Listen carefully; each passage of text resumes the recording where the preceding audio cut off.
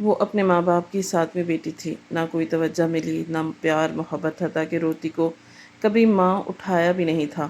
اس نے کتابوں کو اپنا اوڑھنا بچھونا بنا لیا۔ ماں باپ کی مخالفت کے باوجود سرکاری اسکول میں پڑھائی جاری رکھی۔ پھر ایک دن سب بدل گیا۔ وہ شام کے وقت کسی کے گھر سے برتن دھو کر واپس آئی تھی۔ سامنے اس کی ماں باپ بہن بھائی سب منتظر کھڑے تھے۔ پہلی بار اس کے باپ نے اس کا ماتھا چوما، کیونکہ آج اس نے پورے ضلع میں مالکن کے کچن میں کھڑی برتن دھو رہی تھی۔ جب مجھے اپنے پیچھے کسی کی آہٹ محسوس ہوئی تھی، میں نے پلٹ کر دیکھا، مالکن کا بیٹا کھڑا ہوا تھا۔ میں کچھ کہتی اس سے پہلے ہی وہ بولا، تمہارا نام فاطمہ ہے نا؟ میں نے سر کو ہاں میں ہلایا تو وہ بولا، تم 10ویں جماعت کی طالبہ ہو؟ میں نے ایک بار پھر سر ہاں میں ہلایا تھا۔ وہ چند لمحے مجھے دیکھتا رہا اور پھر کچن سے چلا گیا تھا۔ اس کی عجیب حرکت پر میں حیران ہوئی تھی۔ اچانک اس کو کیا ہو گیا؟ لیکن میں نے کچھ نہیں بولا تھا۔ میں واپس اپنے کام میں مگن ہو گئی تھی۔ تقریباً 15 منٹ مجھے مزید اور لگے تھے اور میں نے برتن دھو لیے تھے۔ میں اب کچن سے باہر آئی اور ارادہ برآمدے کے جھاڑو لگانے کا تھا، جب بڑی بیگم صاحبہ کی آواز میرے کان کے پردے سے ٹکرائی تھی۔ فاطمہ ادھر آؤ۔ میں جو جھاڑو ہاتھ میں لے چکی تھی اسے وہیں رکھ کر اب پہلے ہاتھ صاف کیے تھے اور ان کے کمرے میں داخل ہوئی تھی۔ دونوں ماں بیٹے نے جانے سر جوڑ کر موبائل میں کیا دیکھ رہے تھے۔ میرے آتے ہی بیگم صاحبہ بولی، تم 10ویں جماعت کی طالبہ ہو نا؟ ابھی تمہارے امتحانات ہوئے ہیں؟ میں نے سر ہاں میں ہلایا اور وہ بولی، رزلٹ آ گیا تمہارا؟ کچھ پتہ چلا کیا رزلٹ آیا ہے؟ ان کی بات سن کر میرے چہرے پر مایوسی چھا گئی۔ میں انہیں دیکھتے ہوئے بولی، بھائی کہتے ہیں بہت مشکل ہے میرا پاس ہونا، کیونکہ سرکاری اسکول میں بہت زیادہ کمپٹیشن ہے، مجھ سے بہتر اور بھی بچے موجود ہیں۔ گھر والوں کو لگتا ہے کہ میں کلیئر نہیں ہو پاؤں گی۔ میری بات سن کر ان کا بیٹا بولا، لیکن تمہارا اپنا ہی کوئی مائنڈ ہوگا، تم نے خود پیپرز لکھے ہوئے، تمہیں اندازہ ہوگا تم نے کیسے پیپرز دیے ہیں۔ تمہیں کیا لگتا ہے تم پاس ہو جاؤ گی؟ کسی اور کا مت سوچو، صرف اپنے دل کی بتاؤ۔ اس کی بات سن کر میں کچھ دیر خاموش رہی تھی اور پھر بولی، مجھے لگتا ہے شاید میں اچھے نمبروں سے نہیں مگر پاس ہو جاؤں گی، کیونکہ میں نے پورا پیپر کیا تھا، ایک سوال بھی نہیں چھوڑا تھا، بلکہ ہر سوال کو بہت ہی خوبصورتی سے لکھا تھا۔ باقی اللہ مالک ہے، مجھے اپنے رب پر پورا بھروسہ ہے، وہ مجھے پاس کروائے گا، کیونکہ میں نے تعلیم حاصل کرنے کے لیے بہت جدوجہد کی ہے۔ میری بات سن کر بیگم صاحبہ بولی، فی الحال یہ بتاؤ تم کیا کر رہی تھی؟ میں نے برآمدے کی طرف اشارہ کیا تھا اور بولی، جھاڑو لگا رہی تھی۔ آپ کو کوئی اور کام ہے بتا دیں؟ میری بات سن کر وہ بولی، آج تو میں کام کرو، اپنا بیگ لو اور چھٹی کرو، آنا اور مجھے بتانا تمہارے ساتھ کیا ہوا۔ جبکہ میں نے اس بار انہیں حیرت سے دیکھا تھا۔ یہ کس طرح بات کر رہی ہیں؟ ان کے چہرے پر ایک عجیب سی مسکراہٹ تھی۔ ان کا بیٹا بھی موبائل میں دیکھ کر مسکرا رہا تھا۔ نہ جانے کیوں ایک لمحے کے لیے مجھے ایسا لگا کہ دونوں میرے متعلق کچھ جانتے ہیں، لیکن فی الحال میں نے کچھ بھی نہیں بولا اور جی بیگم صاحبہ بول کر باہر آ گئی۔ ہاتھ پانی سے صاف کیے تھے، بیگ لیا تھا اور گھر سے نکل گئی۔ دماغ میں کئی طرح کے خیالات آ رہے تھے۔ آخر یہ دونوں ماں بیٹے اس طرح برتاؤ کیوں کر رہے ہیں؟ ان کا بیٹا کبھی مجھے مخاطب بھی نہیں کرتا تھا، بات کرنا تو دور، وہ کسی ملازمہ کو دیکھنا بھی پسند نہیں کرتا تھا۔ آخر کو بڑی یونیورسٹی میں تعلیم حاصل کر رہا تھا، امیر باپ کا اکلوتا بیٹا تھا۔ اس کی بات نرالی تھی، خاندان کا کوئی بھی انسان آتا تھا اس لڑکی کو بہت اہمیت دیتا تھا، جس کے باعث اس کے ماں باپ اپنے بیٹے کو لے کر حد سے زیادہ حساس تھے۔ راستے میں عجیب سی بے چینی ہو رہی تھی، ایسا لگتا تھا جیسے ہر شخص مجھے ہی دیکھ رہا ہو۔ سب کی نظریں مجھ پر جمی ہوئی تھی، کچھ لوگ موبائل میں دیکھ رہے تھے اور پھر مجھے مسکرا کر دیکھ رہے تھے۔ یہ انداز میرے لیے بہت عجیب تھا۔ میں جیسے ہی اپنی گلی میں داخل ہوئی، پڑوس کی خالہ جو گلی کے نکڑ پر کھڑی تھی مجھے دیکھتے ہوئے چلائی، ارے فاطمہ مبارک ہو، تم نے پورے ضلع کا نام روشن کیا ہے۔ مجھے یقین نہیں آ رہا شیروز بھائی کی بیٹی اتنا بڑا نام روشن کر سکتی ہے، تم بہت اعلیٰ ہو۔ جبکہ میں فوراً بولی، خالہ ہوا کیا ہے، سب ٹھیک ہے نا؟ ایسا لگ رہا تھا جیسے سب بھی مجھے دیکھ رہے ہیں۔ میں نے کون سا نام روشن کر دیا؟ میری بات سن کر وہ بولی، اپنے گھر جا، وہاں جا کر پتہ چلے گا تو نے کون سا نام روشن کیا ہے۔ میرا دل چاہ رہا تھا میں اپنی بچی کا ماتھا چوم لوں، تو نے پورے محلے کو فخر محسوس کروانے پر مجبور کر دیا۔ آج تیرے ماں باپ تجھے گود میں اٹھائیں گے، تو نے اتنا بڑا کارنامہ سر انجام دیا۔ حالانکہ بات سن کر میں تھوڑا حیران ہوئی، مگر فی الحال میں خاموشی سے اپنے گھر کے لیے روانہ ہو گئی۔ ایک ایک قدم میرے لیے بہت بے چینی بھرا تھا۔ میں جیسے ہی اپنے گھر کے قریب پہنچی، حیرت کی انتہا نہ رہی۔ میرے تمام بھائی بہن، امی بابا دروازے پر ہی کھڑے ہوئے تھے۔ امی اور بڑی بہنیں باقاعدہ رو رہی تھیں، بابا بھی نم آنکھوں سے مجھے ہی دیکھ رہے تھے۔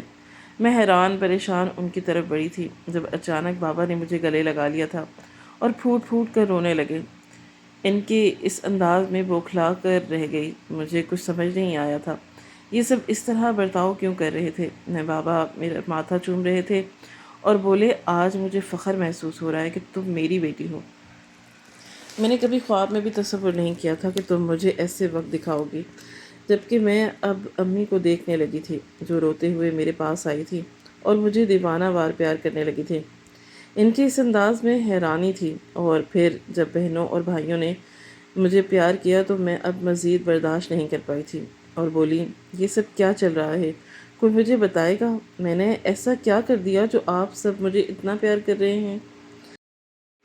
ورنہ آپ لوگ تو میری شکل دیکھنا بھی پسند نہیں کرتے تھے۔ نہ جانے کیوں مجھے ان لوگوں کے پیار سے بھی کوئی فرق نہیں پڑتا۔ اگر ایک بچہ ہر روز ذلیل ہوتا ہو، اچانک پورا خاندان اسے پیار کرنے کے لیے کھڑا ہو جائے، اسے حیرانگی کے ساتھ غصہ بھی آتا ہے، اور یہی حال میرا بھی تھا۔ میری بہن مجھے دیکھتے ہوئے بولی، تمہیں ابھی تک اس بات کا علم نہیں ہوا تم نے کیا کیا ہے؟ میں نے سر نفی میں ہلایا تھا۔ وہ بابا سے موبائل لے کر کچھ دکھانے لگی تھی اور مجھے اس نے موبائل میرے ہاتھ میں تھما دیا۔ میں نے جیسے ہی موبائل کھول کر دیکھا، اگلا لمحہ میرے لیے حیران کر دینے والا تھا۔ ایسا لگتا تھا جس سے میرے قدموں تلے سے زمین نہ رہی ہو، میں ہواؤں میں اڑ رہی ہوں، کیونکہ رزلٹ سامنے تھا اور میں نے پورے ضلع میں پہلا نمبر حاصل کیا تھا۔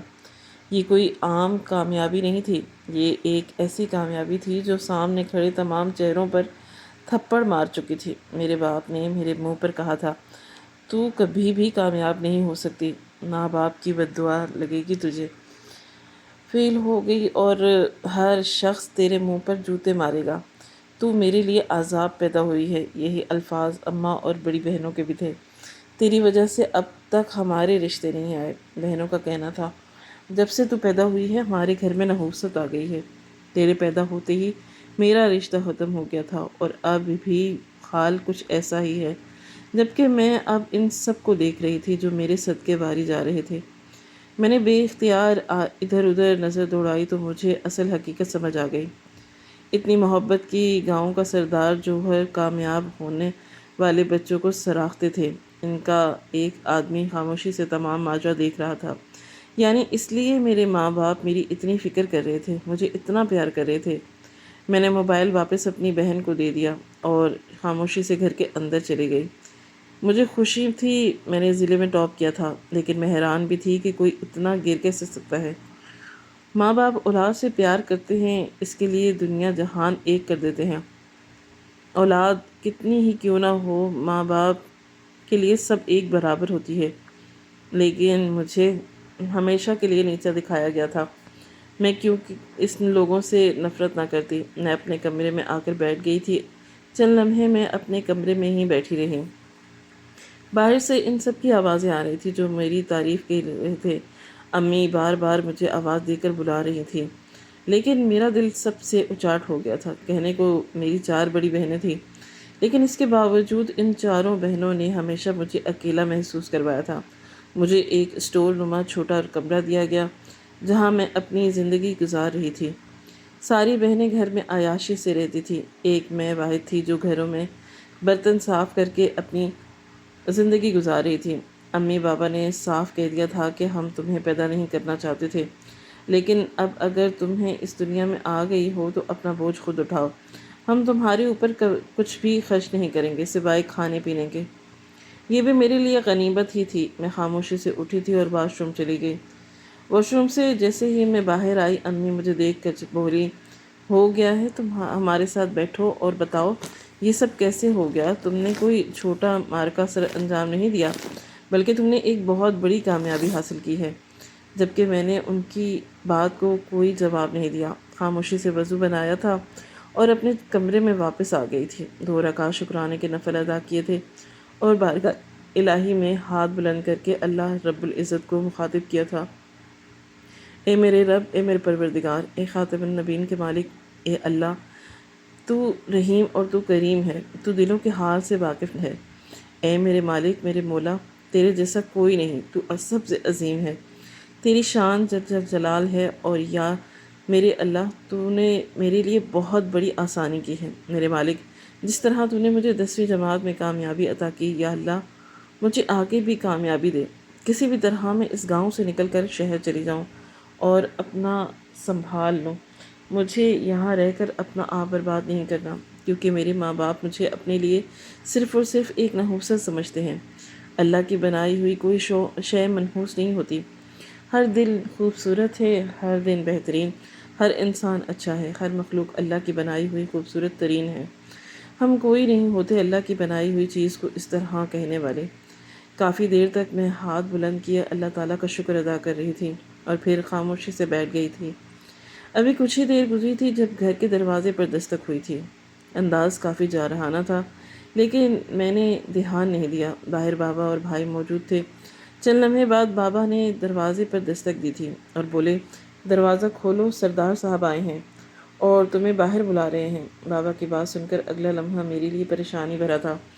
میرا ارادہ ابھی کسی سے بھی ملاقات کرنے کا نہیں تھا، لیکن اب یہ سن کر میں مجبور ہو گئی تھی۔ کچھ بھی ہو جائے، سردار کو کوئی نظر انداز نہیں کر سکتا۔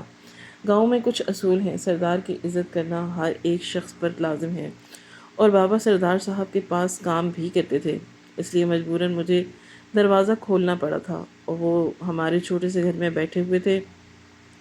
میں نے ان کو سلام کیا تو وہ فوراً کھڑے ہو گئے اور میرے سر پر شفقت سے ہاتھ لگایا تھا اور بولے، ہمیں یقین نہیں آ رہا آپ نے ضلع کا نام روشن کیا ہے۔ میں نے کئی لوگوں کے منہ سے سنا ہے کہ آپ کے گھر والے آپ کو زیادہ پسند نہیں کرتے۔ آپ میرے ساتھ میرے گھر چلیں، آپ کی ہر خواہش کو میں پورا کروں گا۔ آپ کا جو دل چاہے گا آپ کر سکتی ہیں۔ میرے کہنے کا مطلب ہے، آپ آگے پڑھائی جاری رکھنا چاہتی ہیں تو آپ کے اس علاوہ اور بھی جو بھی کچھ کرنا چاہیں آپ کر سکتی ہیں۔ مجھے یقین نہیں آ رہا تھا کہ گاؤں کی ایک ایسی بیٹی نے جس کے ماں باپ بھی ساتھ نہ ہوں، اس نے اپنے بلبوتے پر اتنا بڑا معرکہ انجام دیا کہ اس کو آفر ضرور ملنی چاہیے۔ میں نے اپنے بابا کی طرف دیکھا، ان کی آنکھوں میں چمک تھی۔ یہی حال اماں کا بھی تھا۔ میرا دل کیا میں انکار کر دوں، لیکن اچانک میرے دل میں لالچ پیدا ہوئی تھی۔ اگر واقعی میں سردار کے ساتھ ان کی حویلی چلی گئی، میری زندگی بدل سکتی تھی۔ مجھے شان و شوکت نہیں چاہیے، مجھے اپنے بلبوتے پر سب حاصل کرنا تھا، لیکن فی الحال مجھے کامیابی کی سیڑھی ضرور چاہیے تھی جسے چڑھ کر میں آگے بڑھ سکتی ہوں۔ اور اس وقت مجھے بھی لالچ پیدا ہو گیا۔ میں انہیں دیکھتے ہوئے بولی، مجھے منظور ہے، میں تعلیم حاصل کرنا چاہتی ہوں، اپنے پاؤں پر کھڑی ہونا چاہتی ہوں، مجھے اعلیٰ تعلیم حاصل کر کے وکیل بننا ہے۔ میری بات سن کر سردار نے میرے سر پر ایک بار پھر شفقت سے ہاتھ رکھا تھا اور نرمی سے بولے، جاؤ اپنا سامان باندھ لو، آج سے آپ ہماری بیٹی ہو، میرے ساتھ ہمارے گھر رہو گے اور کوئی آپ کے درمیان نہیں آئے گا۔ اگر آپ اپنے ماں باپ سے ملاقات نہیں کرنا چاہتی، یہ آپ کی اپنی مرضی ہوگی، آپ سے کوئی زور زبردستی نہیں کرے گا۔ میں نے امی بابا کو دیکھا، ان کے چہرے پر عجیب سی امید تھی۔ میں نے بے اختیار سر ہلایا اور انہیں دیکھتے ہوئے بولی، میں ان لوگوں سے نہیں ملنا چاہوں گی۔ اگر میرا دل کبھی ملنے کو تڑپا میں خود آؤں گی، لیکن یہ لوگ مجھ سے ملنے کے لیے نہیں آئیں گے، کیونکہ جتنی تکلیفیں ان لوگوں نے مجھے بچپن سے لے کر اب تک دیں، میں ان میں سے کسی ایک کا بھی چہرہ نہیں دیکھنا چاہتی۔ سردار صاحب نے حیرت سے میری آنکھوں میں دیکھا تھا اور پھر نرمی سے بولا، جیسا تمہیں مناسب لگے، جاؤ اور اپنا سامان باندھ لو۔ جبکہ میں جی سردار بول کر اندر چلی گئی۔ تقریباً 10 منٹ کے بعد میں اپنا سامان باندھ کر باہر آئی۔ وہ ابھی بھی ہمارے گھر کے چھوٹے سے برآمدے میں بیٹھے ہوئے تھے۔ مجھے حیرانگی ہو رہی تھی، آخر وہ مجھے اپنی بیٹی کیوں بنا رہے ہیں؟ میں آج سے پہلے کئی لوگ اس طرح ٹاپ کر کے آگے بڑھے تھے، لیکن کبھی بھی سردار نے انہیں اپنی حویلی میں رہنے کی اجازت نہیں دی، ان کے لیے اتنا کچھ نہیں کیا۔ صرف میرے لیے کیوں؟ ایسی کئی خیالات میرے دماغ میں گردش کر رہے تھے، لیکن فی الحال مجھے اپنا کیریئر نظر آ رہا تھا۔ میں کچھ بھی دیکھنا نہیں چاہتی تھی، میں صرف اور صرف اپنا نام روشن کرنا چاہتی تھی، اپنا نام بنانا چاہتی تھی۔ میری امی فوراً آگے بڑھی تھی اور یقیناً وہ سردار کی نظروں میں اچھا بننے کی کوشش کر رہی تھی، لیکن میں بے اختیار 2 قدم پیچھے ہو گئی تھی۔ یہ وہ خاتون تھی جب میں بچپن میں لہو لہان ہو جاتی تھی مجھے ہاتھ تک نہیں لگاتی تھی، کیونکہ انہیں بیٹی نہیں بیٹا چاہیے تھا، اور میں ان کے لیے بہت ہی بری ثابت ہوئی تھی۔ میرے پیدا ہوتے ہی میری بڑی بہن کا رشتہ ختم ہو گیا تھا، اس لیے کہ ماں اب تک بچے پیدا کر رہی ہے۔ بابا نے بھی آگے بڑھ کر میرے سر پر ہاتھ رکھنا چاہا تھا، لیکن میں نے ان کو بھی ایسا کرنے کی اجازت نہیں دی تھی۔ یہ بھی وہ انسان تھے جو مجھے پیدا ہونے کے بعد کچرے کے ڈھیر میں پھینک آئے تھے۔ وہ تو خدا کا شکر تھا کہ میری دادی مجھے واپس لے آئی تھی، کہ اپنے خون کو اس طرح نہیں پھینکا جاتا، خاص کر بیٹی ذات کو۔ نہ جانے کون تھا جانور اس کو نوچ لے۔ جب سے دادی کا انتقال ہوا تھا میری زندگی بالکل اندھیر ہو گئی تھی۔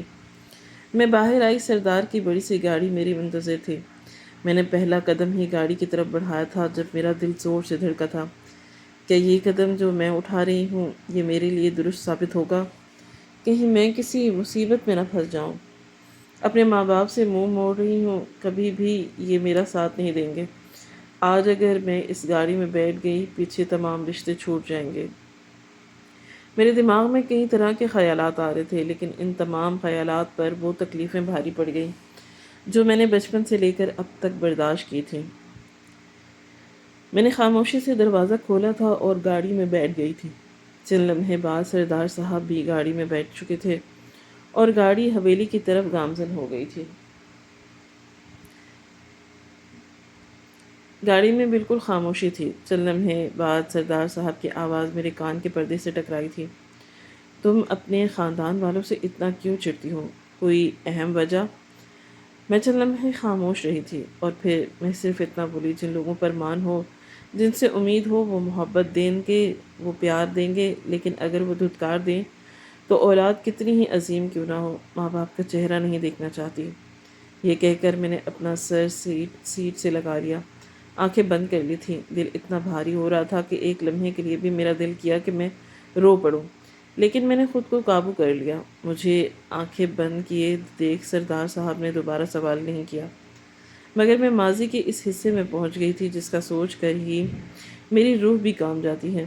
میں اپنے گھر کی 7ویں بیٹی تھی، ایک ایسی بیٹی جو پورے خاندان کے لیے نحوست لے کر آئی۔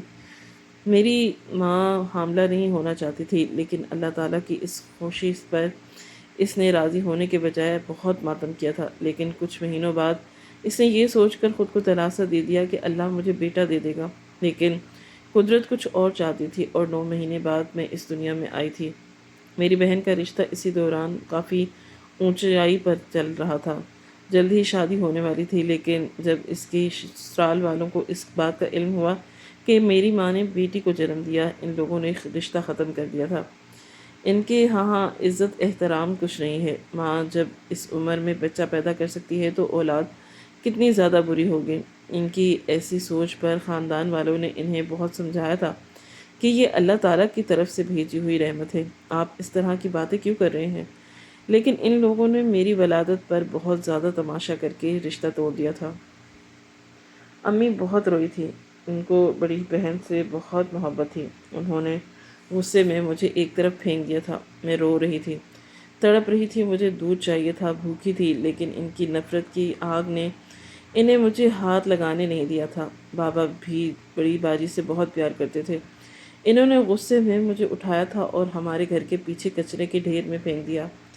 خدا میری دادی کو جنت نصیب کرے۔ ان کو جب اس بات کا علم ہوا کہ ان کے خاندان کی بیٹی کو کچرے کے ڈھیر میں اس لیے پھینک دیا گیا کیونکہ وہ 7ویں بیٹی پیدا ہوئی ہے، وہ فوراً مجھے لینے پہنچ گئی اور سیدھا اپنے گھر لے گئی۔ وہیں پر انہوں نے مجھے باہر کا دودھ دیا، جس کے باعث میری زندگی تھوڑی بحال ہوئی۔ تقریباً 6 مہینے میں اپنی دادی کے گھر رہی، لیکن اس بوڑھی جان کے لیے مجھے سنبھالنا بہت مشکل تھا، اس لیے وہ مجھے واپس اپنے گھر لے آئی تھی۔ امی بابا نے صاف انکار کر دیا کہ ہم اس کو اب نہیں اپنائیں گے۔ جب ہم اسے کچرے میں پھینک چکے تھے آپ کو اٹھانے کی ضرورت کیا تھی؟ اس وقت میری دادی میرے لیے خوب لڑی تھی۔ اس طرح کی باتیں کر رہے ہو؟ حضور صلی اللہ علیہ وآلہ وسلم کی 4 بیٹیاں تھیں۔ انہوں نے عرب میں لوگوں کو سمجھایا کہ بیٹیوں کو سینے سے لگاؤ، زندہ زمین میں دفن نہیں کرو۔ تم ایسا کیسے کر سکتی ہو؟ مسلمان ہو کر تمہاری ایسی سوچ، لیکن بابا نے صاف کہہ دیا تھا کہ اگر یہ اس گھر میں رہے گی تب بھی ہم میں سے کوئی اس کا خیال نہیں رکھے گا۔ لیکن اس وقت میری دوسری بہن نے مجھے اپنے سینے سے لگا لیا تھا۔ شاید خون کی کشش تھی یا دنیا دکھاوا، اس نے مجھے گود میں لے کر دادی کو پرسکون کر دیا۔ بعد میں اس بات کا خلاصہ بھی ہو گیا تھا کہ دادی نے اسے سونے کی بالیاں تحفے میں دینے کا وعدہ کیا تھا، جس کے باعث اس نے مجھے سنبھالنے کی حامی بھری تھی۔ وقت دھیرے دھیرے گزرتا جا رہا تھا، وقت پر مجھے کھانا دے دیا جاتا تھا، لیکن کبھی کبھی ایسا ہوتا تھا کہ ایک ننھی سی بچی جسے بولنا بھی نہ آتا ہو، اسے آدھا آدھا دن کھانا نہیں دیتے تھے۔ ایک دفعہ میں سیڑھیوں سے گر گئی تھی، میرا سر لہو لہان ہو گیا تھا، لیکن میری ماں کو کوئی فرق نہیں پڑا۔ وہ سامنے بیٹھی بس مجھے دیکھ رہی تھی اور پھر نفرت سے رخ پھیر لیا تھا۔ رفت کی رفتار کبھی رکی نہ تھمی تھی اور نہ کبھی تھم سکے گی۔ دن ہفتوں میں اور ہفتے مہینوں میں اور مہینے سال میں بیت گئے اور دھیرے دھیرے میں بڑی ہونا شروع ہو گئی تھی۔ ہمارے خاندان میں پڑھنے کا رواج نہیں تھا، لیکن جیسے جیسے مجھے شعور آنے لگا میں دادی کے ساتھ جا کر سرکاری اسکول میں لگ گئی تھی۔ ہر شخص نے مجھ سے رشتہ توڑ دیا تھا۔ میں نے اپنی زندگی کو پڑھائی میں ہی محدود کر لیا تھا۔ گھر کا ایک کونا میرے لیے مختص تھا جہاں میں اپنی زندگی کاٹ رہی تھی۔ میں جب 8ویں جماعت میں پہنچی دادی کا انتقال ہو گیا تھا۔ مجھے اب پڑھائی کے لیے پیسے کون دے سکتا تھا؟ ان کے انتقال ہونے والے دن سب سے پہلا خیال مجھے یہی آیا تھا، میں اتنی بڑی نہیں تھی کہ ان کے دکھ میں مر جاتی یا ان کے دکھ میں ختم ہو جاتی۔ میرے اپنے دکھ بہت تھے۔ اس وقت میں نے سوچ لیا تھا کہ میں گھروں میں کام کر کے اپنی پڑھائی کا خود خرچہ جاری رکھوں گی۔ انسان کو اگر کچھ چاہیے وہ خود محنت کرے، کسی کے سہارے وہ کبھی کچھ نہیں کر سکتا، یا سب یہ امید لگائے کہ یہ مجھے پیسے دے گا تبھی میں کچھ کر پاؤں گی۔ اگر آپ کو کوئی پیسہ نہیں دے رہا ہے تو آپ کو ہی ہاتھ پاؤں مارنے ہوں گے۔ میں نے ہمت کی تھی اور اگلے ہی دن کام لگا لیا گیا تھا۔ بابا کو جب یہ معلوم ہوا انہوں نے مجھے اس طرح سے چپل سے مارا تھا کہ تم میری ناک کٹواؤ گی۔ پہلے ہی تم اسکول جا کر ہمیں کہیں کا نہیں چھوڑ رہی اور اب لوگوں کے گھروں میں چاکری کرو گی، یہ تو نوبت آ گئی ہے۔ لیکن میں نے ان کی بات کا کوئی جواب نہیں دیا، بس خاموشی سے مار کھاتی رہی تھی۔ آخر کیا کرتی، مجھے ہر قیمت پر اپنی پڑھائی جاری رکھنی تھی۔ جب میری تنخواہ آئی تو امی نے صاف کہہ دیا تھا کہ آدھی تنخواہ تمہیں ہمیں دینی ہوگی، یہاں رہنا ہے تو پیسے چاہیے۔ میرے پاس اتنے ہی پیسے تھے کہ میں اپنا کورس خرید لیتی۔ پہلی تنخواہ میں نے امی کو نہیں دی تھی اور چپ چاپ جا کر اپنی کتابیں لے آئی۔ اس بات پر بھی امی نے مجھے مارا تھا کہ بدبخت کملوہی، تجھے اپنے گھر والوں کا کوئی احساس ہی نہیں ہے، بس اس پڑھائی میں ہی مگن رہتی ہے۔ خدا تجھے عذاب میں ڈالے گا، تو برباد ہو جائے گی، تجھے ایک لمحے کا سکون نہیں آئے گا۔ تو مر کیوں نہیں جاتی؟ ایک اولاد کے لیے یہ الفاظ ناقابل برداشت ہوتے ہیں۔ ایک اولاد جو اپنی ماں سے، اپنے باپ سے ڈھیروں ڈھیر امید رکھتی ہو، اگر اسے بدلے میں ایسے الفاظ سننے کو ملے تو وہ ختم ہو جاتی ہے۔ وقت اور تیزی سے گزرتا گیا اور میں 9ویں جماعت میں آ گئی تھی۔ اس وقت مجھے پیسوں کی بہت ضرورت تھی اور میں نے کورس کی وقت ان کو گھر میں روپیہ نہیں دیا اور بدلے میں مجھے مار ہی مار ملی۔ کیا میں اتنی بری تھی؟ کیا میرا پیدا ہونا ان کے لیے اتنا برا ثابت ہوا تھا کہ مجھے اتنا مارے؟ امی نے مجھے اتنا مارا کہ میں بے ہوش ہو گئی تھی۔ خدا کا شکر تھا کہ انہوں نے غصے میں میری کتابوں کو پھاڑا نہیں، ورنہ میرا کیا بنتا۔ لیکن 2 دن بعد جب میری حالت بہتر ہوئی میں نے باجی سے کچھ پیسے ادھار لے کر امی کو دے دیے تھے، کیونکہ اگر میری ذمہ داری تھی تو مجھے اس ذمہ داری کو نبھانا آتا تھا۔ وقت دھیرے دھیرے گزرتا گیا اور 9ویں کی بعد میں 10ویں میں چلی گئی، لیکن 10ویں جماعت کے لیے میں نے پیسے پہلے ہی جوڑ رکھے تھے، جس کی وجہ سے کورس کی وقت مجھے مار نہیں رکھی اور نہ میں اب مار برداشت کرنے کی طاقت رکھتی تھی۔ 10ویں کے مڈ میں میرا رزلٹ آ گیا تھا اور میں نے 9ویں جماعت میں بہت اچھے نمبر لیے تھے۔ نمبروں کو دیکھ کر مجھے میں بہت حوصلہ آیا تھا اور میں نے طے کر لیا تھا کہ جان چلی گئی لیکن اب 9ویں سے زیادہ 10ویں جماعت میں نمبر حاصل کروں گی، اور اللہ کا احسان تھا کہ مجھے پورے ضلع میں عزت ملی تھی۔ ابھی میں اپنے خیالات میں ہی گم تھی کہ جب گاڑی حویلی کی پورچ میں رکی تھی میری آنکھ کھل گئی تھی۔ سردار صاحب بولے، آپ اندر چلی جاؤ، ملازمہ کے ساتھ سب کچھ پتہ ہوگا، آپ آ رہی ہو۔ کوئی کچھ نہیں بولے گا، آپ کو آپ کے کمرے تک پہنچا دیا جائے گا۔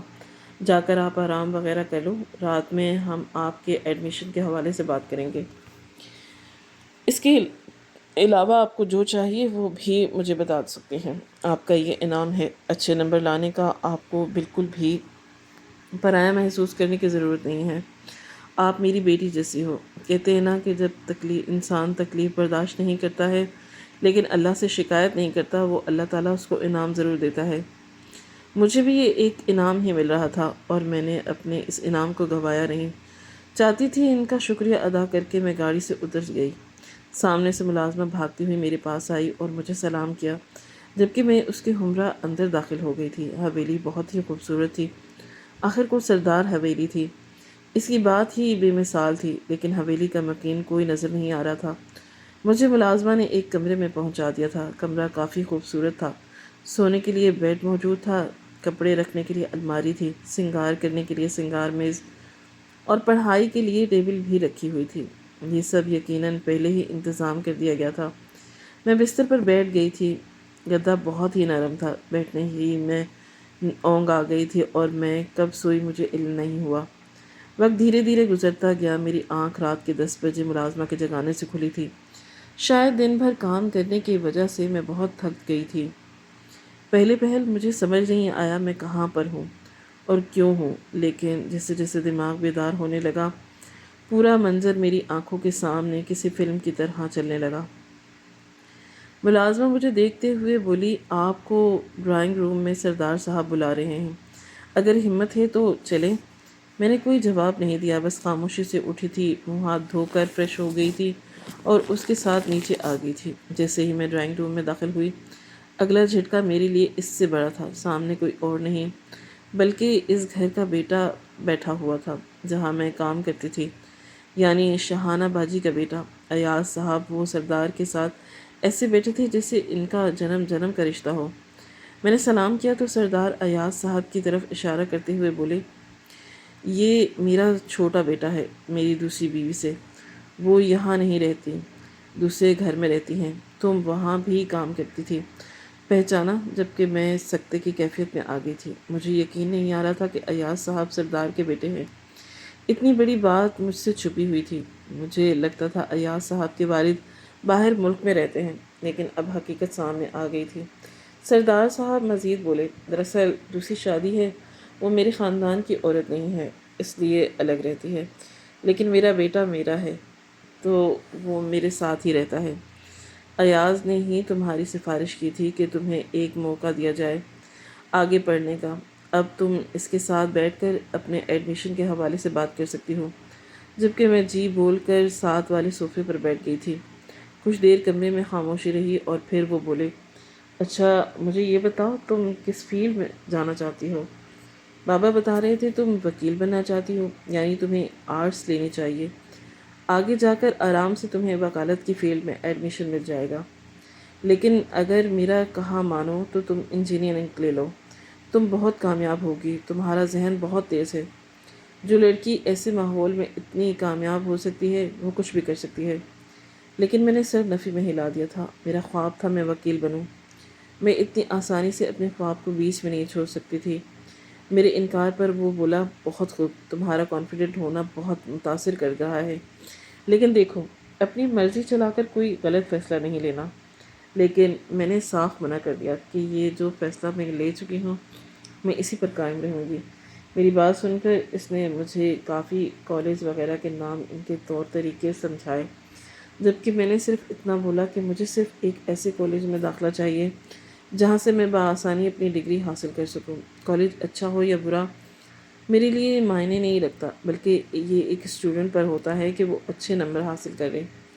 کیسے کرے؟ میں نے جب سرکاری اسکول میں تعلیم حاصل کر کے اچھے نمبر حاصل کر لیے تو میں کسی بھی جگہ پر پڑھائی کو کر کے اچھے نمبر لے سکتی ہوں۔ بس پڑھائی کا جنون ہونا چاہیے، جو مجھ میں بہت ہے۔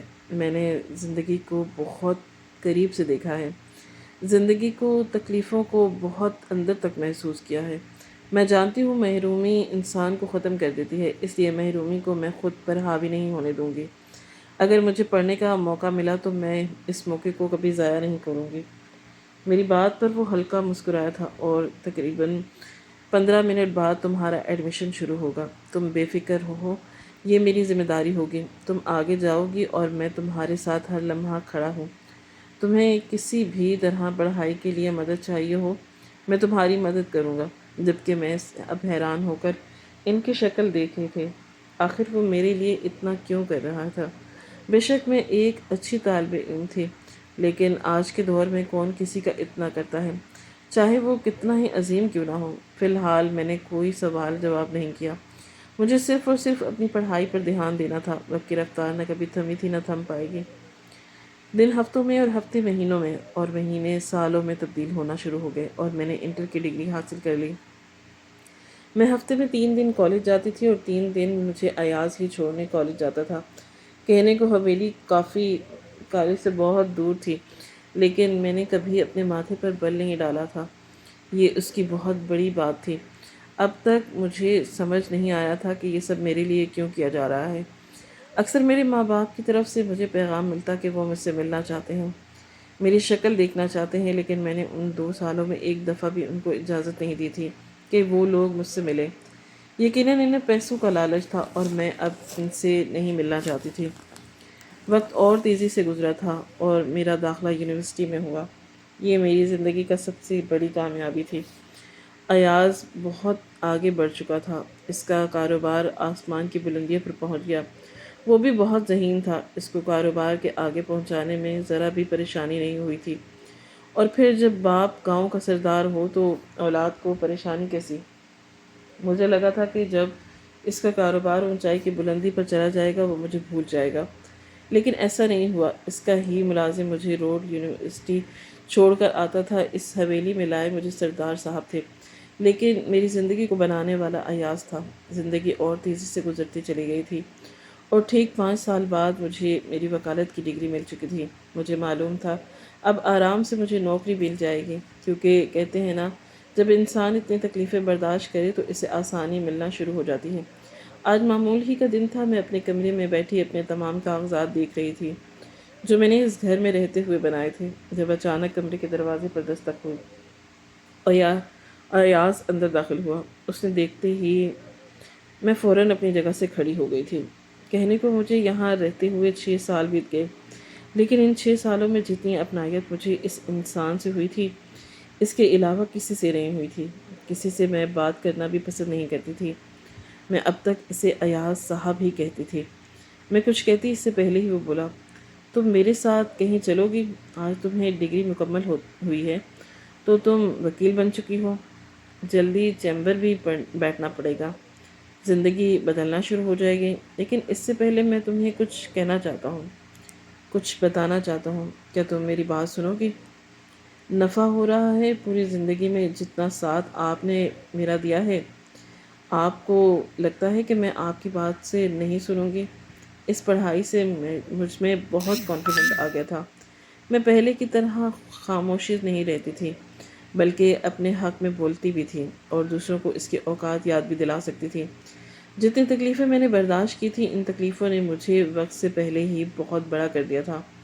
میں اس کے ہمراہ گھر سے نکل گئی تھی اور وہ اپنی گاڑی میں بٹھا کر مجھے گاؤں کی گلیوں سے گزارتا ہوا اپنے گھر لے گیا، جہاں میں کچھ سال پہلے نوکری کر کے اپنی زندگی گزار رہی تھی۔